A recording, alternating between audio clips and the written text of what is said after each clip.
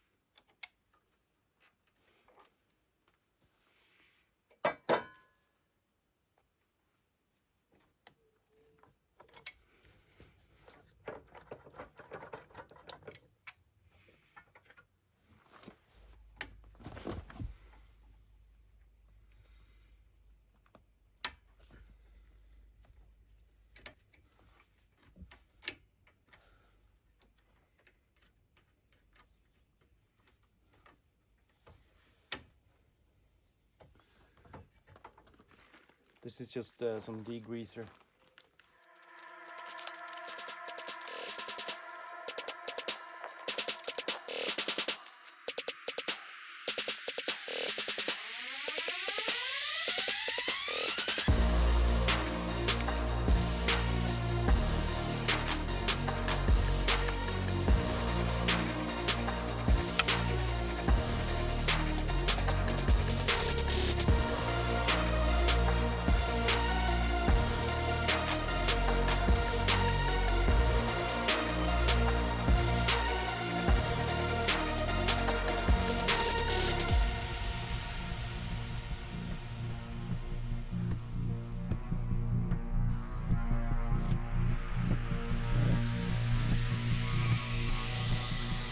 Okay, hopefully this will be a little bit nicer to work with now that there is not like oil sludge everywhere.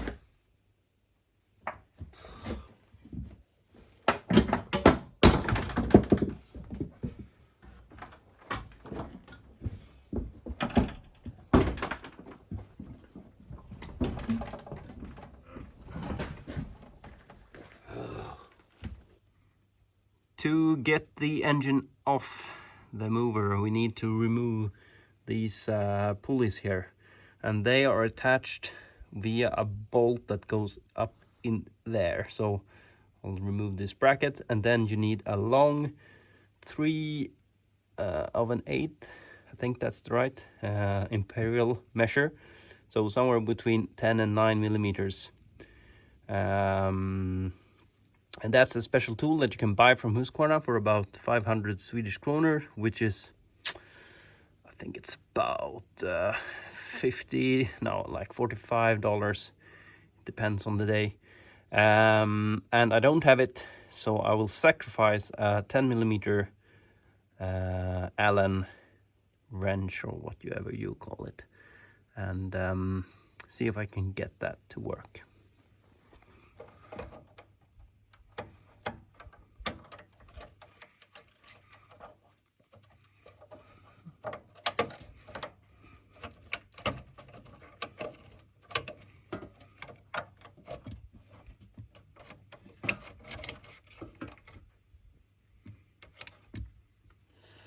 So here's the size we need, 3 1/8, and this is the 10 millimeter, and it's a little bit too big.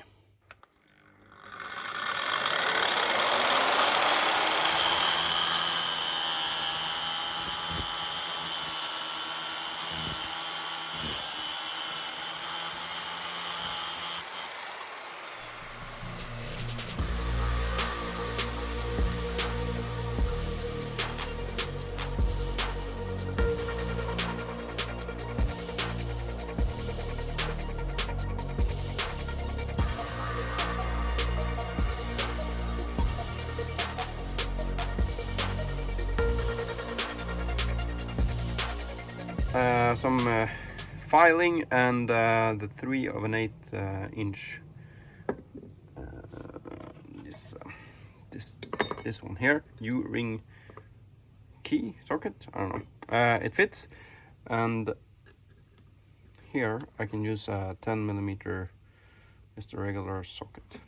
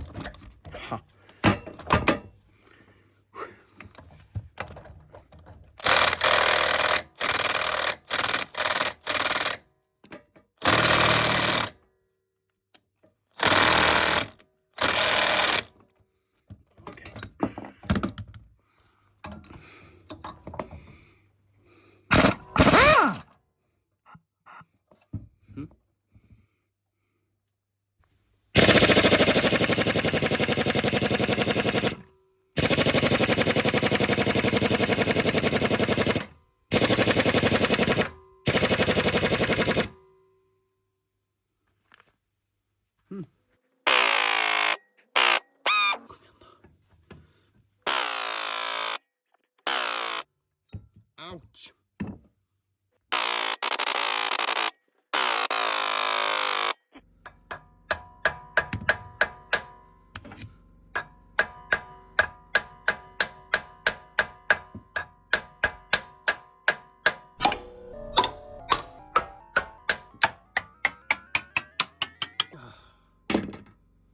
It's been on there since '99.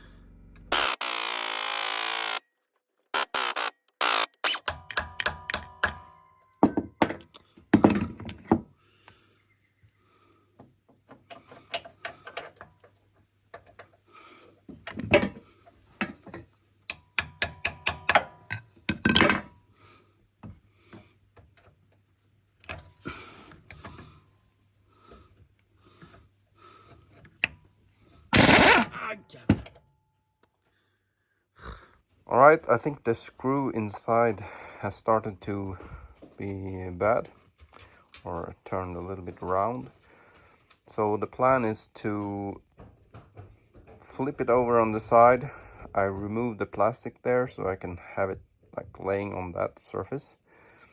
And spray some rust solvent, and as you can see, I also attached the engine with 2 bolts so that it won't fall off, and maybe use some heat also, because I really want to get that screw out, otherwise it'll be really painful.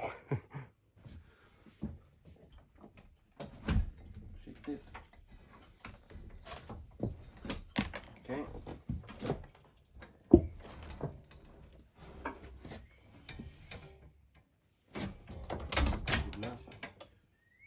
Det där blir ju skitbra. Tack så. Perfect. Tack.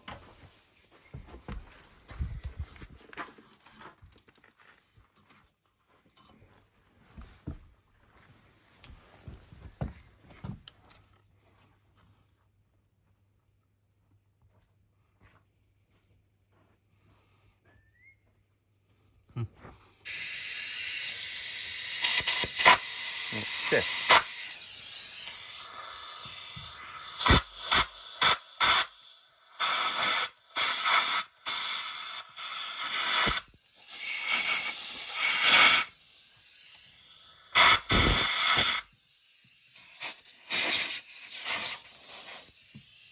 The cutting deck looks good. No rust, or no rust holes at least. And these blades, they also look good.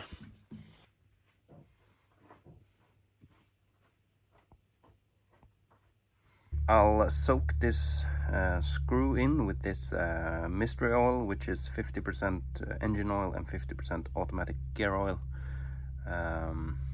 And I think it works kind of okay. I didn't have anything better at home.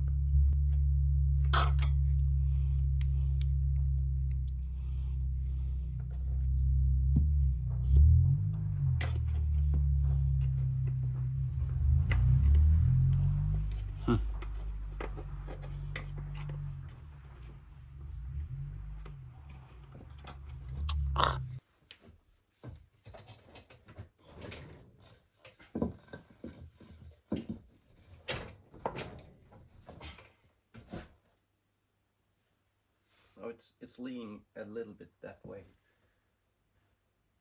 I think.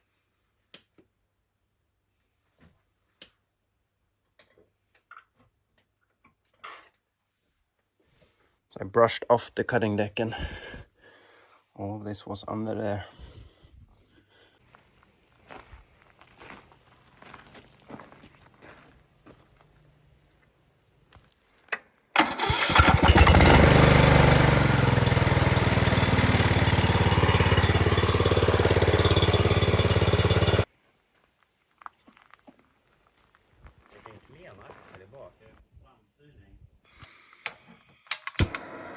I have cut this so the grinded area is a little bit smaller, and I will use a hammer to really get this into the bolt in there, and then hope for the best.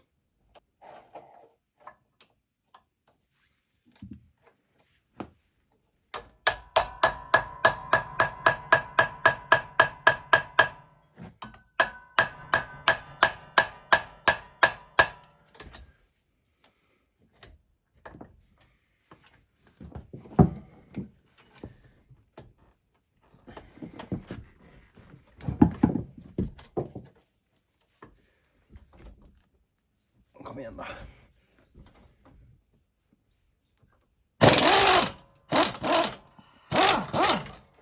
Ha! Yes! Ha ha ha ha! I got it out. Ha!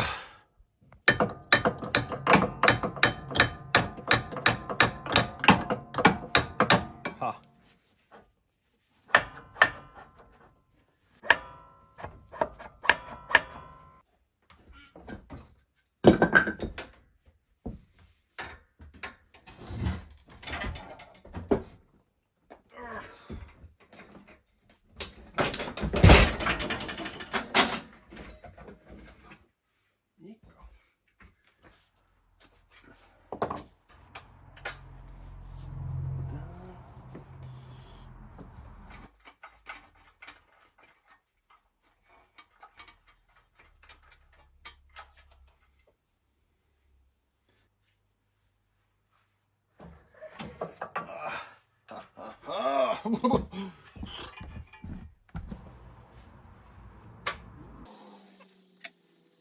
Old old engine is out, and the new engine, which is a overhead valve engine, is right next to it.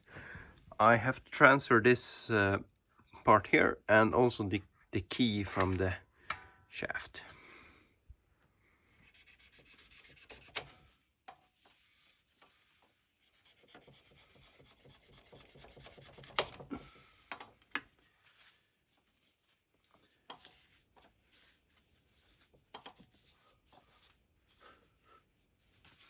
I think we'll install the spring here instead.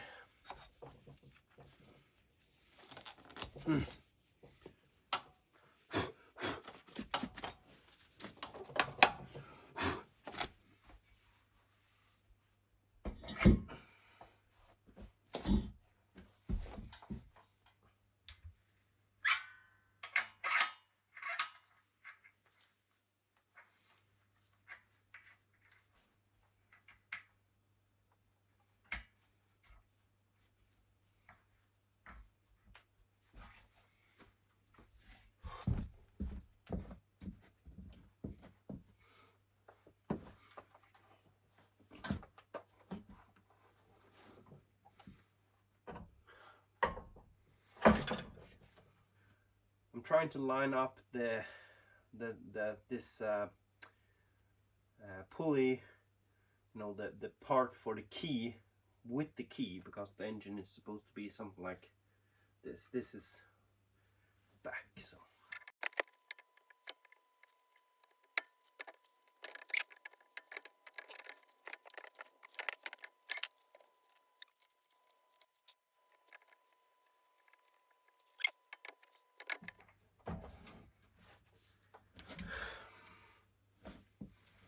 Kom igen nu då. Ha!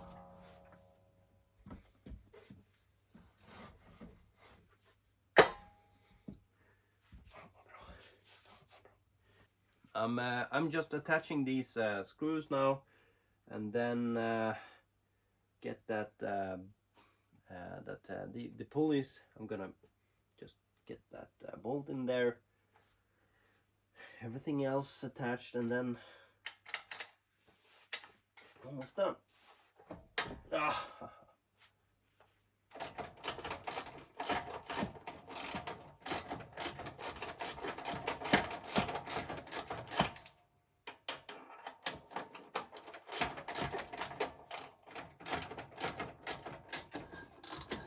Haha.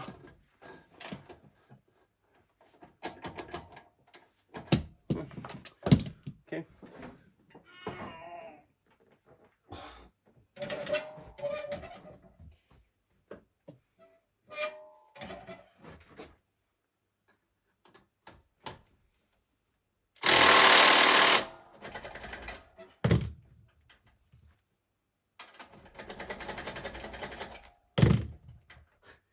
Varför ut?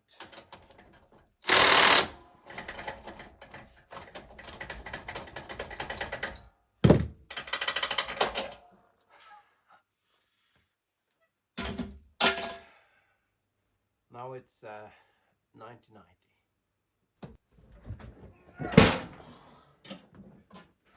I have put on some more accessories since yesterday. It is this the plus cable that goes to the starter from the solenoid. This one goes up to the battery. These attaches here. This is charging, the red one here, so I'll just let it go here. This is the kill switch, so it should go to this one. They don't look the same, so I'll have to make an adapter here. And then ground we have here, goes up to battery, and fuel, of course, the fuel line.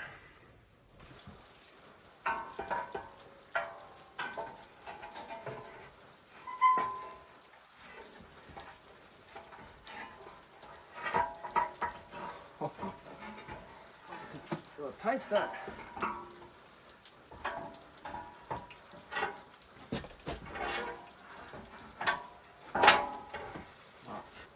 to remove this muffler.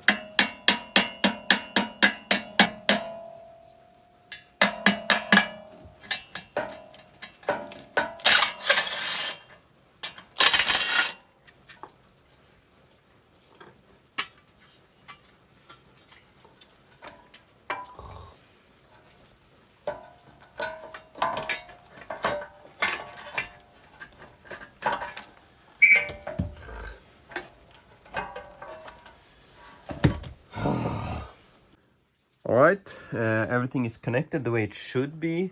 However, it doesn't start. And the reason I do believe is that this microswitch here doesn't work. See, it doesn't move at all.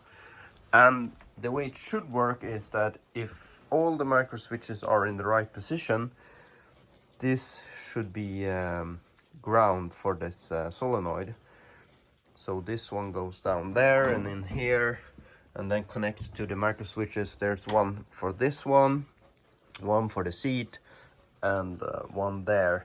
And if one of these fails, it's not going to start. So when I got this mover, there was a cable between here and here. And then if I do this, I can get it to turn around, but that's not super safe, I think.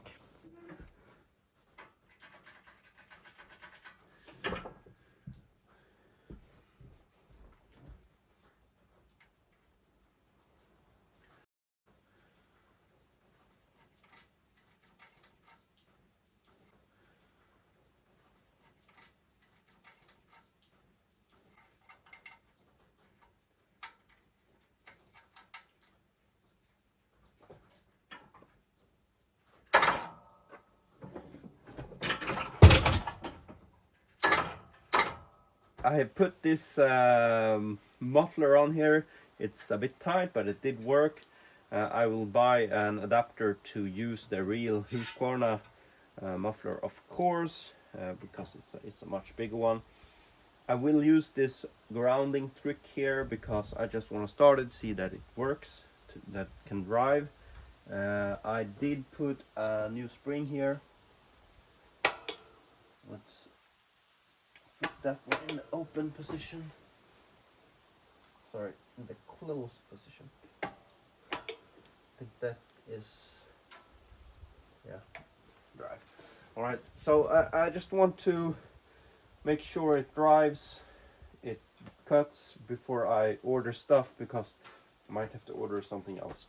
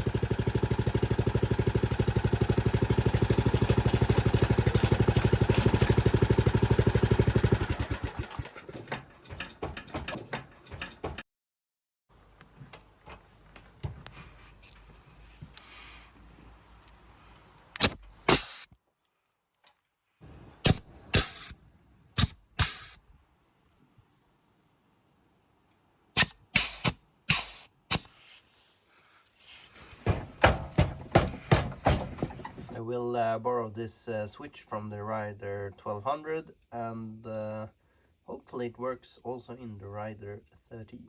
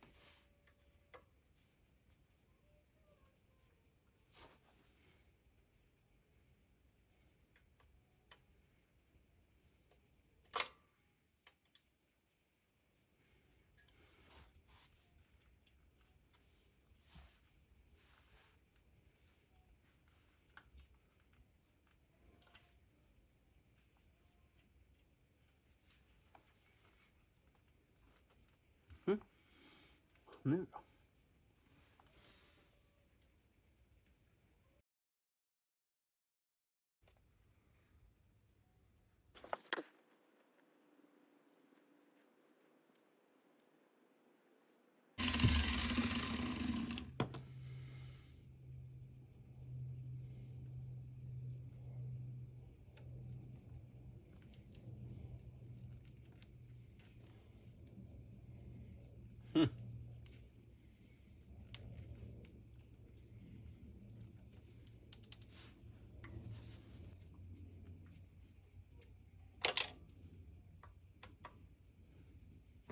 Den där.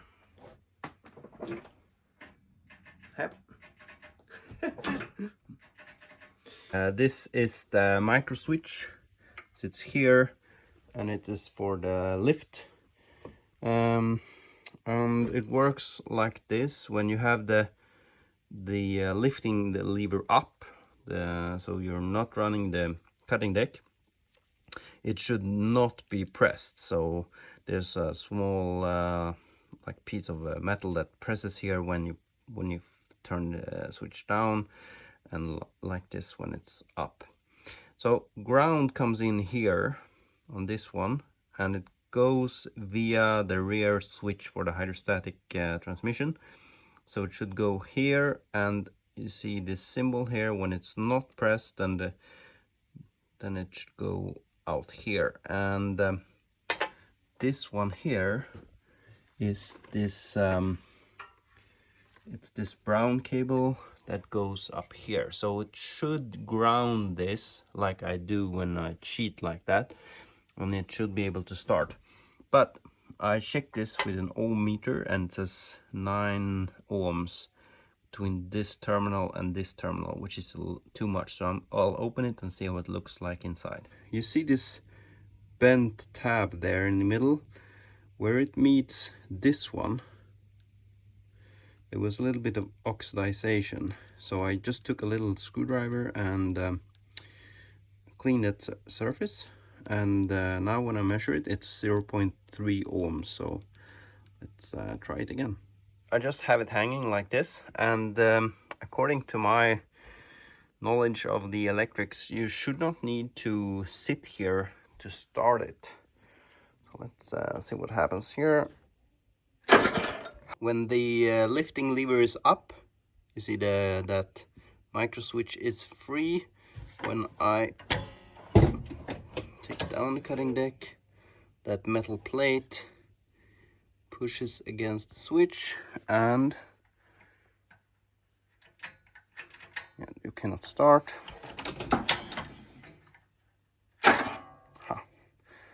All right, so I think it's time for a test drive.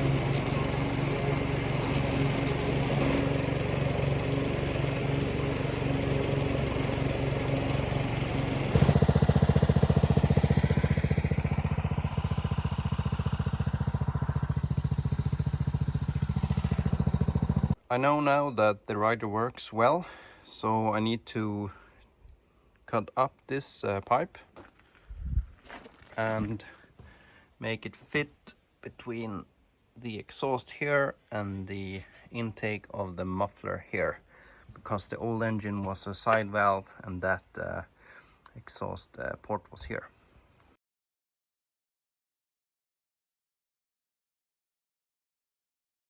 I have been grinding and cutting and measuring, mostly with my eyes, and I think this is as good as I can get it. I don't have any tools for bending pipes, so I just cut up what I had and made some different angles and stuff like that. So I think, yeah, I think this will be really good actually.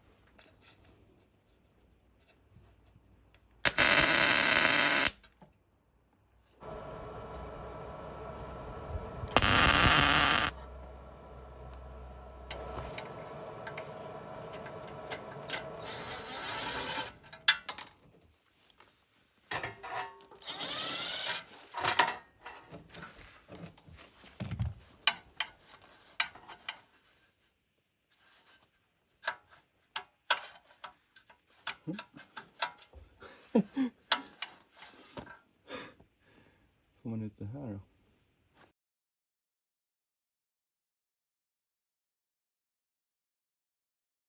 So I'll put some more weld here, and I think it will be really good.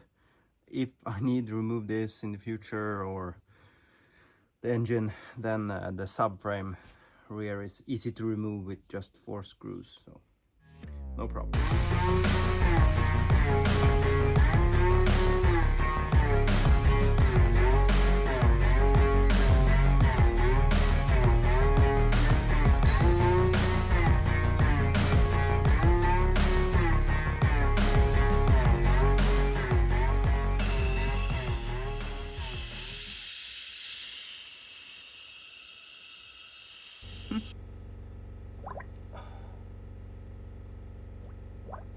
Now we have a working manifold, and you can buy these already fixed from Husqvarna. Just get one for the overhead valve engines and they fit.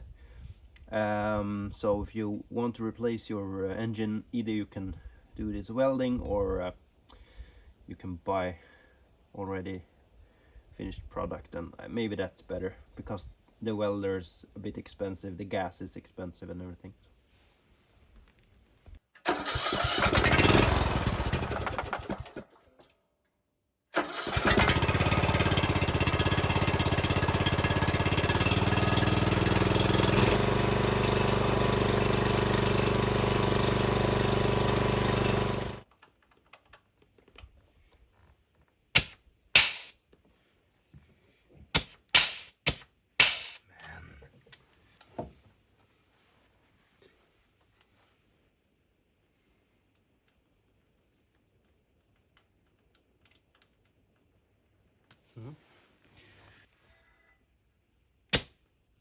Yeah.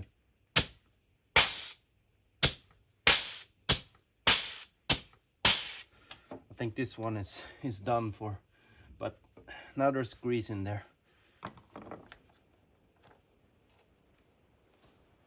Bra.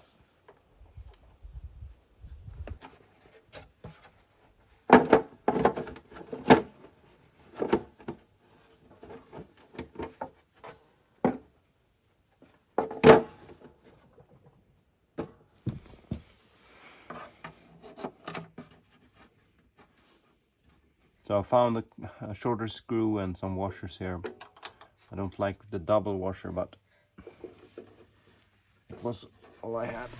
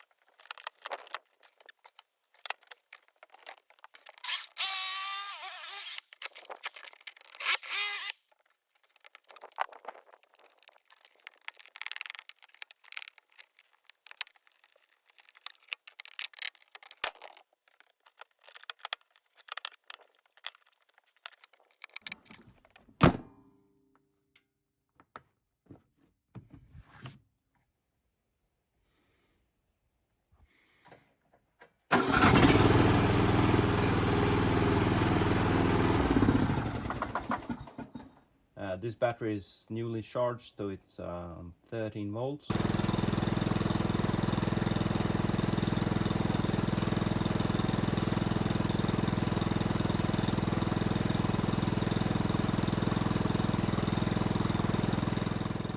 Now I know it's charging, so I've connected everything correctly. This project is done. There's a guy coming to buy this mower, hopefully, this afternoon.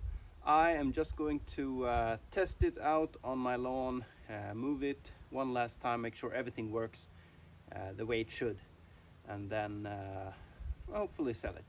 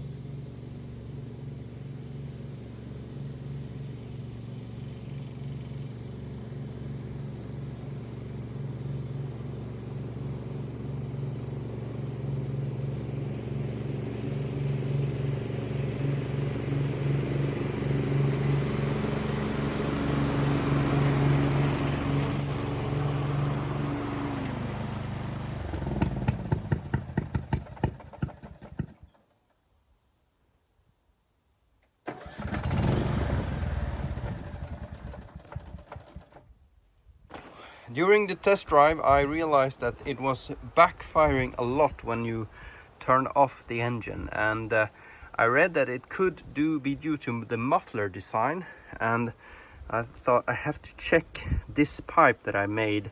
How long does it go inside the muffler? And it turned out I could take this much off. So you see this mark here, it is about this long from that mark, and this was extra. I think that was too long. I think there was too much back pressure, and that could induce backfire according to Briggs & Stratton. I also changed to new fuel because I don't know how long that fuel had been in there, because you know I got this with a broken engine. It is also creeping forward a little bit, and there's an adjustment on the hydrostatic transmission here. I'll show you how to fix that creep issue. And what you do is you loosen this nut here, and then you make the adjustments on this pin in this nut.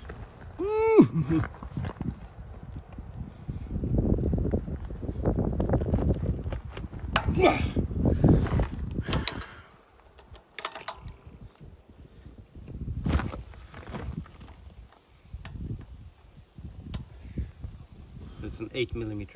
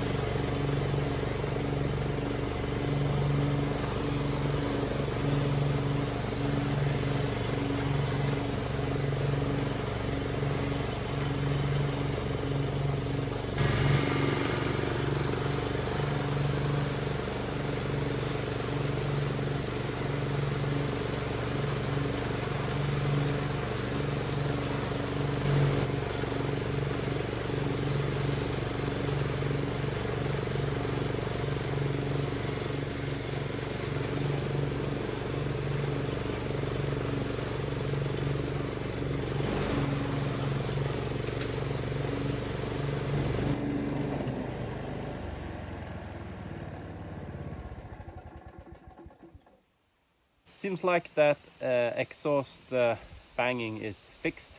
Either it was the fuel that was old, or it was that muffler or that pipe that was a little bit too long, creating too much back pressure. But whatever it was, it's gone now. After a long test drive, some fine adjustments, I can finally say that this project is 100% done. Thank you for watching. Bye.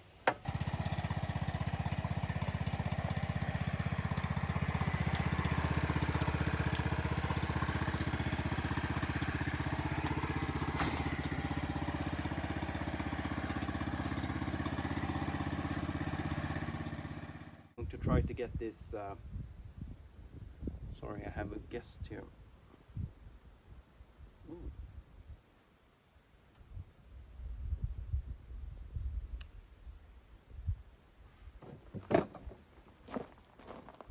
Engine that my son got from my dad. Come in. Sorry, this one seems to really like me.